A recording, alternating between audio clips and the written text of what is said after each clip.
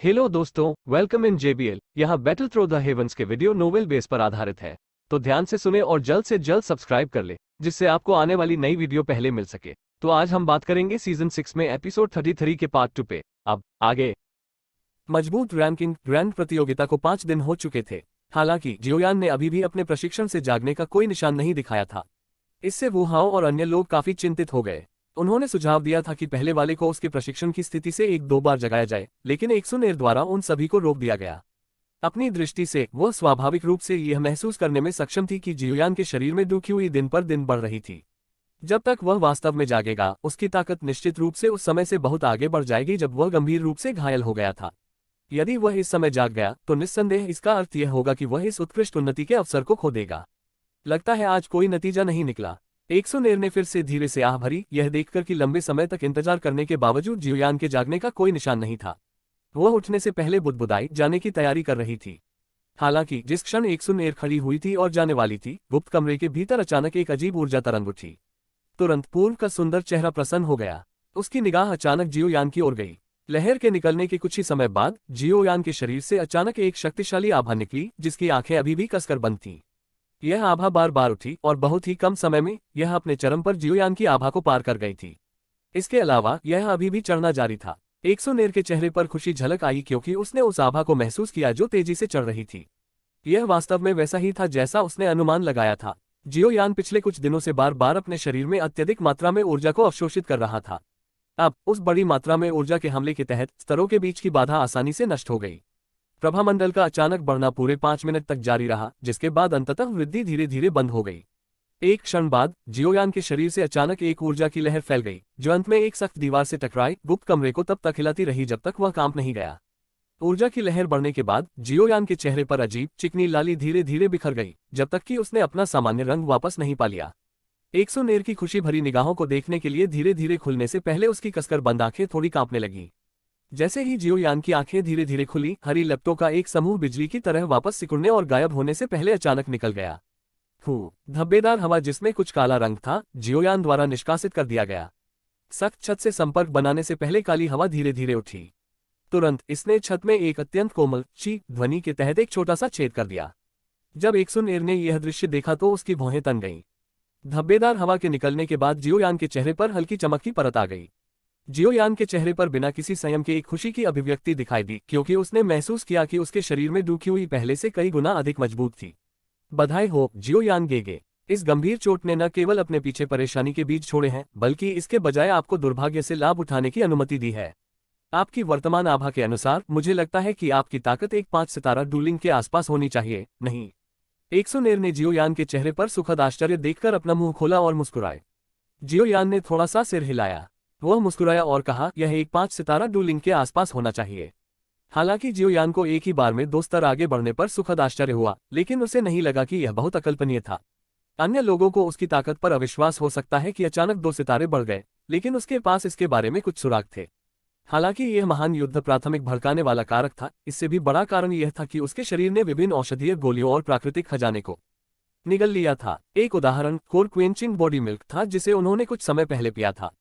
हालांकि इसका अधिकांश हिस्सा जियोयान के शरीर को परिष्कृत करने के लिए इस्तेमाल किया गया था, फिर भी कुछ अवशेष औषधीय शक्ति थी जो उसके शरीर के विभिन्न हिस्सों में रिस गई थी। जियोयान के शरीर के पूरी तरह से थक जाने के कारण वह छिपी हुई औषधीय शक्ति स्वाभाविक रूप से और स्वचालित रूप से बाहर निकल गई। उसकी चोटों को ठीक करने में मदद करने के अलावा इसने उसे अपनी ताकत बढ़ाने में भी बहुत मदद की। लेकिन ऐसा लगता है कि जियोयान गेगे के शरीर में कुछ समस्याएं हैं। एक्सुनेर ने जियोयान के पास पहुंचने तक बार बार कदम उठाए। उसकी उज्ज्वल पुतलियों ने बात की और देखा और एक गंभीर अभिव्यक्ति के साथ जांच की। अचानक समझ आने से पहले जियोयान चौंक गया। यह संभवतः उसके कारण काली हवा के उस धागे को पहले देख चुकी थी।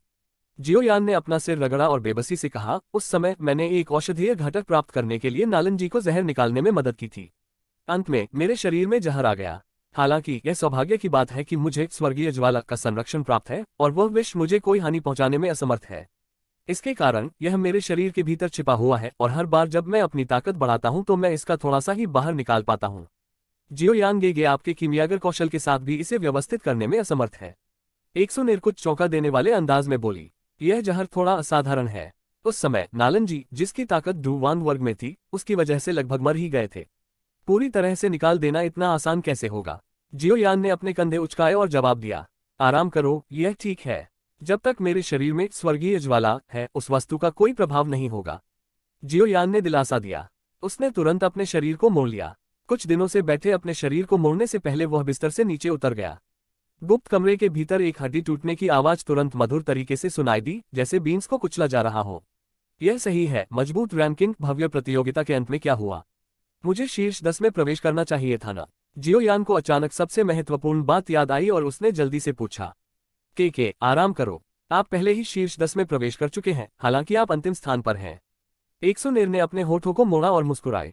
उसने जियो यान के चेहरे पर नजर डाली, जो एक भारी बोझ को हटाता हुआ प्रतीत हुआ। तुरंत कहने से पहले लियू किंग ने भी शीर्ष 10 में प्रवेश किया है।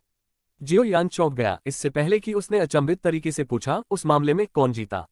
पहले बड़े का कहना है कि यह एक ड्रॉ था, इसलिए आप दोनों को एक साथ शीर्ष 10 में प्रवेश करने की अनुमति दी गई। एक्सुनेर एक प्यारी सी मुस्कान के साथ बोली, तो यह इस तरह है। जो भी हो, किसी भी मामले में मुझे परवाह नहीं है कि कितने लोग एक साथ शीर्ष 10 में हैं, जब तक मुझे धधकते स्काई क्यूई रिफाइनिंग टॉवर की गहराई में प्रवेश करने की अनुमति है। जियो यान ने बेफिक्र होकर सिर हिलाया। गुप्त कमरे से तेजी से बाहर निकलने से पहले उसने अपनी आलसी कमर को फैलाया। वह बुदबुदाया, इतने दिन यहाँ रहने के कारण मेरी हड्डियां जंग खा रही हैं। चलो और कुछ ताज़ी हवा का स्वाद लें। एक्सुनेर यह सुनकर मुस्कुराए। उसका पीछा करने से पहले उसने तुरंत सिर हिलाया। जियो यान और एक्सुनेर के पैन गेट में दिखाई देने पर काफी हंगामा हुआ।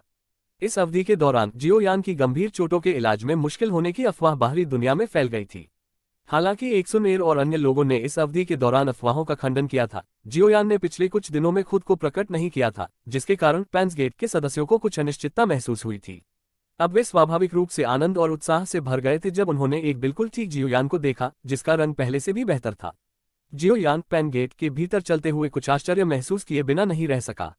उन्होंने पाया कि पहले की तुलना में पान के गेट में और भी अधिक सदस्य लग रहे थे। इसके अलावा समग्र वातावरण भी बेहद ऊंचा था। जब वह चल रहा था तो सभी दिशाओं से उसकी ओर आ रही असंख्य निगाहें सम्मान और भय से भरी हुई थीं। अरे जियो यान, क्या तुम पूरी तरह से ठीक हो गई हो?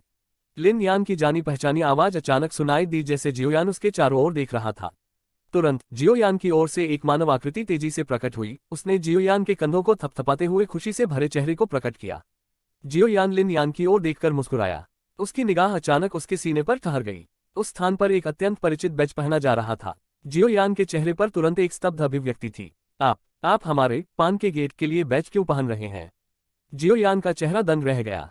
बड़े भाई लिन यान पहले ही हमारे पान गेट में शामिल हो चुके हैं। क्या उसे हमारा बैज पहनने में कोई समस्या है? बगल में एक्सुनेर हंसते हुए खुद को नियंत्रित नहीं कर सकी। जियो यान अवाक होकर देखता रहा। काफी समय बाद वह एक अजीब चेहरे के साथ बोला, आप मजबूत रैंकिंग में शीर्ष 10 विशेषज्ञ के रूप में वास्तव में हमारे पैन गेट में शामिल होने के लिए खुद को कम करने के लिए तैयार हैं? क्या कम? वर्तमान पैन गेट की प्रतिष्ठा कुछ ऐसी है कि लिन शियुआ के वुल्फ टीथ और लियू किंग के स्प्लिटिंग माउंटेन भी इसका मुकाबला नहीं कर सकते। हालांकि उनके पास वहां बैठे विशेषज्ञों की उपस्थिति है, लेकिन पान के द्वार में उनसे अधिक विशेषज्ञ हैं। पूरे दिन यहाँ रहने वाली ब्रूट फोर्स क्वीन के बारे में भूल जाओ। यहाँ तक आप लियू किंग जैसे विशेषज्ञ से मुकाबला करने में सक्षम हैं। इसके अलावा अभी भी जून एयर है। यहाँ तक दूसरे नंबर की लिन शियुआ भी उससे आसानी से हार गई थी। इस इना अकेडमी में अभी भी कौन यह कहने की हिम्मत करता है कि पान का गेट कमजोर है और उकसाना आसान है? लिन यान हंसे। क्षुनेर ने लिन शियुआ को कब हराया? जियो यान एक बार फिर चौंका। जब उसने एक्सुनेर को देखा तो उसके चेहरे पर आश्चर्य दिखाई दिया, जो उसके बगल में अपना मुंह घुमाकर मुस्कुरा रही थी। यह मजबूत रैंकिंग ग्रैंड प्रतियोगिता खत्म होने के बाद मुक्केबाजी मैचों में हुआ। आपने वह दृश्य नहीं देखा। लिन शियुआ 10 मिनट से भी कम समय में एक्सुनेर के हाथों हार गई। उस समय उपस्थित सभी लोग सुस्त दिखाई दिए। लिन यान ने अपना हाथ हिलाया और उदास होकर हंसा। लिन यान के बोलते ही जियो यान की आंखों में झटका और गहरा हो गया। वह जानता था कि एक्सुनेर ने निश्चित रूप से अपनी वास्तविक ताकत को छुपाया था। हालांकि उसने यह उम्मीद नहीं की थी कि जब वह वास्तव में भड़क उठेगी तो वह इतनी मजबूत होगी। वह लिन शियुआ एक विशेषज्ञ थी जो लियू किन के साथ प्रतिस्पर्धा कर सकती थी। लियू किन को हराने के लिए जियो यान ने अपनी सारी ताकत खर्च कर दी थी, लेकिन अंत में दोनों गंभीर रूप से घायल हो गए। उसे उम्मीद नहीं थी कि यह लड़की 10 मिनट के भीतर लिन शियुआ को हरा देगी। वह ताकत द वान वर्ग तक भी पहुंचने की संभावना थी, है ना? जियो यान ने इस संभावना के बारे में सोचते ही अनजाने में ठंडी हवा की सांस ली। यह लड़की वाकई कुछ ज्यादा ही डरावनी थी। उसकी वर्तमान उम्र खुद से काफी छोटी लग रही थी, एक 17 या 18 वर्षीय डू वांग। इस तरह की उपलब्धि वास्तव में इन अकेडमी के उन बुजुर्गों को इतना हीन महसूस कराने में सक्षम थी कि वे अपना चेहरा ढंक लेते और रो पड़ते। जैसे ही यह विचार जियोयान के दिल में आया, एक सुनेर के पीछे के प्राचीन गुट को याद करने पर उसे भी अचानक समझ आ गई। ऐसा प्रतीत हुआ कि उसे सामान्य रूप से नहीं देखा जा सकता था। एक सुनेर जियोयान के दिल में चल रहे विचारों को स्पष्ट रूप से समझने के लिए धीरे से मुस्कुराए। हरे भरे रंग की हरी भरी घास हरे रंग के कालीन की तरह थी जो देखने की सीमा तक फैली हुई थी। नीचे घास के मैदान में एक अत्यंत विशाल पर्वत घाट था। खाई बेहद गहरी थी। वहां मध्यम बादलों के छाने से वह स्थान स्वर्ग के समान जान पड़ता था। एक सुनेर गहरी आवाज में बोली, जियोयान गेगे, आपको निश्चित रूप से उस स्क्रॉल का ठीक से अभ्यास करना चाहिए जो आपको भविष्य में डू-1 कक्षा में पहुंचने के बाद दिया है। जियोयान ने अपनी आंखें खोली जब उसने अपने कान के पास आवाज सुनी। वह मुस्कुराया और एक सुनेर को देखते हुए बोला, यह स्वाभाविक है। एक सुनेर ने मुझे जो कुछ दिया है उसका अभ्यास करने के लिए मैं अपना पूरा प्रयास कैसे नहीं कर सकती। एक सुनेर यह सुनकर मुस्कुराए और हंसी। लेकिन ऐसा क्यों है कि तुम इन पिछले कुछ दिनों में कुछ अजीब सी लग रही हो? जियोयान अचानक बोला और उसने सीधे एक सुनेर के हिलते हुए चेहरे को देखा। एक सुनेर थोड़ा चौंका। जियोयान की नजर से बचने के लिए उसकी निगाहें टिमटिमा रही थीं। वह कोमल स्वर में बोली, नहीं, मैं अतीत से अलग महसूस नहीं करता हूँ। क्या ऐसा है? जियोयान मुस्कुराया। वह कुछ कहने ही वाला था कि याओ लाओ की गंभीर आवाज अचानक उसके दिल में सुनाई दी, तेरी दिशा में औरास का एक बड़ा समूह उड़ रहा है। ये प्रभामंडल बेहद मजबूत है और उनका लक्ष्य आप दोनों ही प्रतीत होते हैं। याओ लाओ की बातें सुनकर जियोयान चौंक गया। उसकी अभिव्यक्ति तुरंत बदल गई। यह सोचने का समय न होने पर कि इन अकादमी के भीतर बेहद मजबूत विदेशी आभा का इतना बड़ा समूह क्यों दिखाई दिया। जियोयान खड़ा हुआ और एक सुनेर को खींच लिया, इस जगह को छोड़ने की तैयारी कर रहा था। जब जियोयान ने उसे ऊपर खींचा तो ऐसा लगा कि बाद वाले को कुछ सूझ रहा था। उसका सुंदर चेहरा तुरंत बदल गया और उसने जल्दी से जियोयान को जंगल में धकेल दिया। उसके मुंह से उत्सुकता से बोला, जियोयान गेगे, जल्दी से जाओ और छिप जाओ। कोई बात नहीं, बाहर मत आना। यह क्या है? क्या वे लोग तुम्हारे पीछे आ रहे हैं? जियोयान ने एक सुनेर के हाथ को पकड़ लिया और डूबते भाव के साथ बोला। एक सुनेर की नजर दूर के उत्तरी क्षितिज पर पड़ी। उसने आभामंडल को महसूस किया जो तेजी से भाग रहा था और उसका हाथ तेजी से जियोयान के शरीर के खिलाफ दब गया। उसने जोर से थूका और एक हल्की हवा ने जियोयान को जंगल में धकेल दिया। उसी समय उसने निर्देश दिया, जियोयान गेगे, अपनी आभा को दबाओ और उन्हें तुम्हें खोजने की अनुमति मत दो। ज़ूनेर द्वारा जंगल में धकेले जाने के बाद जियोयान की अभिव्यक्ति बदलती रही। उसे समझ नहीं आया कि एक सुनेर अचानक इतनी चिंतित क्यों हो गई। ये लोग कौन हैं? जियोयान की मुट्ठी धीरे धीरे कस गई क्योंकि उसकी निगाह एक सुनेर के पीछे पड़ी और उत्तरी क्षितिज की ओर मुड़ गई। उसके दिल में एक असामान्य गुस्सा चुपचाप उठ रहा था। जियोयान को जंगल में धकेले जाने के कुछ देर बाद ही आसमान से तेज हवा की आवाज का एक बड़ा समूह दिखाई दिया। अंत में उत्तरी क्षितिज पर 10 से अधिक अत्यंत छोटे काले बिंदु दिखाई दिए। इन काले बिंदुओं का मार्ग अत्यंत स्पष्ट था। वे सीधे वहां भाग रहे थे जहां एक सुनेर थी। जैसे जैसे तेज हवा की आवाज तेज होती गई, काले बिंदुओं की गति और भी तेज होती गई। अंत में वे एक दृश्यमान सीमा के भीतर प्रकट हुए। जियोयान की नजर पेड़ के पत्तों के बीच के अंतर से गुजरी और उसकी आंखों के भीतर उन 10 से अधिक काले धब्बों को देखा। जियोयान के चेहरे पर तुरंत झटका लगा। वे काले धब्बे मानव आकृतियां नहीं थे, बल्कि 10 पूरी तरह से काले जादुई जानवर थे जिनके सिर पर चांदी के रंग के सींग थे जो 1 फुट से अधिक लंबे थे। सींग अजीब रेखाओं से भरे हुए थे और उनमें से एक जंगली गड़गड़ाहट की आवाज निकल रही थी। 4 बड़े पंख थे जो जादुई जानवर की पीठ पर उगे हुए थे। पंख फड़फड़ाते हुए आकाश से एक जंगली हवा गरजती और सीटी बजाती थी, जंगल को तब तक दबाए रखती थी जब तक कि वह थोड़ा नीचे न हो जाए। जियोयान ने इन विदेशी जादुई जानवरों को कभी देखा या सुना नहीं था। हालांकि इसने उन्हें अपने दिल में स्तब्ध महसूस करने से नहीं रोका। ऐसा इसलिए था क्योंकि उसने इन जादुई जानवरों से एक बेहद क्रूर आभा महसूस की थी। स्पष्ट रूप से ये जादुई जानवर केवल साधारण परिवहन जादुई जानवर नहीं थे, बल्कि एक प्रकार के उड़ने वाले लड़ाकू जानवर थे। उड़ने वाले जानवर अपने आप में दुर्लभ थे। युद्ध में इस्तेमाल होने वाले उड़ने वाले जानवर और भी दुर्लभ थे। केवल उन्हीं अत्यंत बड़े गुटों के पास उन्हें पालने और वश में करने की पूंजी थी। जियोयान की नजर इन 4 पंखों वाले सींग वाले जानवरों से हटकर आखिरकार उनकी विशाल पीठ पर रुक गई। जियोयान एक बार फिर चौंका। उसने देखा कि 4 पंखों वाले प्रत्येक जानवर की पीठ पर एक मानव आकृति खड़ी है। ये लोग अपने शरीर पर बैंगनी काले वस्त्र पहने हुए थे और भावहीन चेहरे प्रदर्शित कर रहे थे। जैसे जैसे उनकी निगाहें थोड़ी सी बदली, वे तेज ब्लेड की चमक की तरह दिखाई देने लगी, जिससे किसी को अपने शरीर पर ठंडक महसूस हुई। जियोयान यह जानकर कुछ हैरान था कि इन सभी 10+ मानव आकृतियों की आभा गहरी झीलों की तरह थी जहां कोई नीचे नहीं देख सकता था। इस तरह की स्थिति कुछ ऐसी थी जिसे जियोयान केवल इन अकेडमी के उन बुजुर्गों से ही समझ सकता था। अंत में पहाड़ की घाटी में रुकने से पहले 10 विशाल 4 सींग वाले जानवरों ने अपने पंख फड़फड़ाए।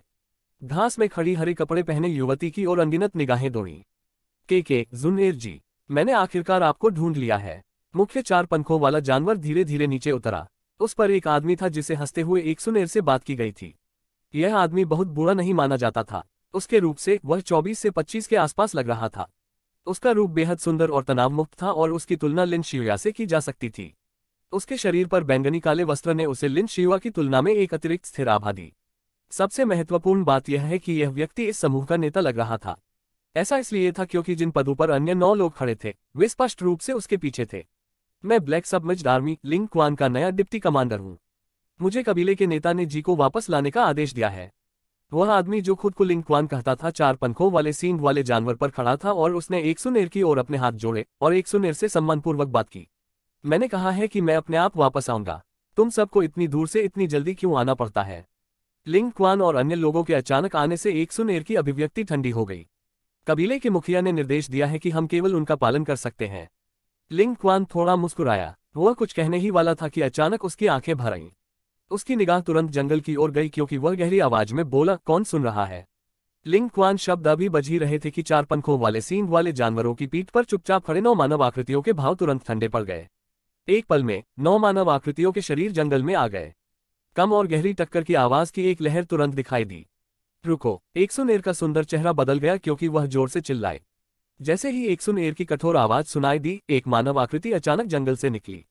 अंत में उसने अपने पंख फड़फड़ाए और धीरे धीरे एक सुनेर के पास उतरने से पहले मध्य हवा में रुक गया। वह जियो यान था जिसके कपड़े कुछ अस्त व्यस्त थे। जियो, क्या तुम ठीक हो? एक सुनेर का सुंदर चेहरा चिंतित था जब उसने जियो यान की सांस फूलती देखी। जब वह सतर्क हो गई तो उसके संबोधन का अभ्यस्त रूप चिल्लाने ही वाला था। उसके पूछने पर तुरंत उसने खुद को शांत होने के लिए मजबूर कर दिया। एक सुनेर के इस बदलाव के कारण जियो यान की भौहें तन गईं। उन्होंने पूछा, क्या हो रहा है? जियो यान के जंगल से बाहर निकलने के बाद 9 मानव आकृतियां भी एक साथ बाहर आने पर एक ही शरीर की तरह दिखाई दी। अंत में लिंग क्वान के पीछे उतरा। उनकी निगाहें तेज चाकू की तरह थी जो जियो यान पर मजबूती से बंद थी। तुम! एक सुनेर के चेहरे पर अभिव्यक्ति का परिवर्तन लिंग क्वान के ध्यान से नहीं बचा। बाद वाले की आंखें थोड़ी संकुचित हो गईं और उसने तुरंत जियो यान को देखा जो सामने आ गया था। उस चेहरे को देखकर वह थोड़ा चौंक गया। उसकी उंगली ने धीरे से उसके माथे पर दस्तक दी और वह अचानक आधे मुस्कुराते हुए बोला, अगर मेरा अनुमान सही है तो यही युवा मास्टर जियो यान होना चाहिए जो कभी जियो कबीले का कचरा था। मैंने तुम्हारा एक रेखाचित्र देखा है। तुम कौन हो? जियो यान का चेहरा पानी की तरह गहरा था जैसे उसने गहरी आवाज में पूछा। ब्लैक सबमर्ज्ड आर्मी के डिप्टी कमांडर। हालांकि आपको यह बताना व्यर्थ है। आप, या शायद मुझे कहना चाहिए कि जियो कबीले के पास इस तरह के स्तर के संपर्क में आने की योग्यता नहीं है। जवाब देते ही लिंग क्वान मुस्कुराया। उनकी आवाज में बेहद सीधी अवमानना। उन्होंने लंबे समय से जियो कबीले के लगभग खत्म होने की खबर सुनी थी। वर्तमान जियो कबीले का पूरी तरह से पतन हो गया था। किस तरह से उनमें वह महानता थी जो उनके पास तब थी। जियो कबीले के प्रति लिंग क्वान के शब्दों के तिरस्कार को सुनकर जियो यान की अभिव्यक्ति धीरे धीरे गहरी हो गई। लिंग क्वान, अपना मुंह बंद करो। जियो कबीले और हमारे कबीले के बीच गठबंधन की संधि है। हम आपको उनका अपमान करने के लिए अपना मुंह खोलने की अनुमति कैसे दे सकते हैं? एक सुनेर लिंग क्वान की ओर जोर से चिल्लाई। जियो यान की अभिव्यक्ति के गहरे और ठंडे होने को महसूस करते ही उसका दिल चिंतित हो गया। और यहाँ पे यह पार्ट खत्म होता है। Bye bye guys. यदि आपको यह एक्सप्लेनेशन अच्छी लगी हो तो लाइक करें और नेक्स्ट पार्ट के लिए सब्सक्राइब जरूर करें जिससे आपको नया पार्ट जल्द से जल्द पहले मिले।